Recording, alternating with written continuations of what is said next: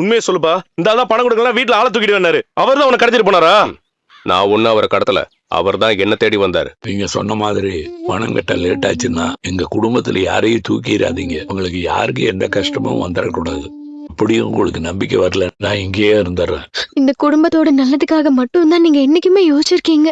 முதல் தடவை ஐயம் வாங்கின கடன் அடைக்க ஒரு அப்பா படுற கஷ்டத்தை இன்னைக்குதான் நான் பாக்குறேன். ஒரு நிமிஷம் இப்படி ஒரு அப்பா இல்லையேன்னு எனக்கு தோணுச்சு.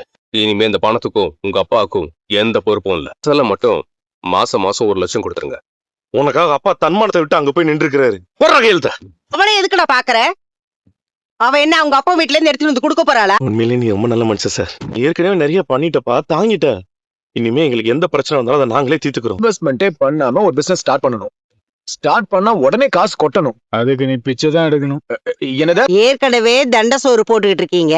இதுல 2500 ரூபாய் கொடுத்து இவனை டூருக்கு வேற அனுப்பணுமா? நீ ஏன் பென்ஷனை சேர்த்து வச்சிட்டு இருக்கிற? உனக்காக வச்சுக்கப்பா, நாங்க கொடுத்துக்கிறோம். ரோஹிணி, என்ன அமைதியா இருக்கீங்க? கிறிஷ் ஆசைப்படுறான்ல, செலவு பண்றோம். ஒரு 800 ரூபாய் தானே. உன்னால என் பையன் கஷ்டப்பட்டதெல்லாம் பத்தாதா? அவனை கொடுக்க சொல்ற?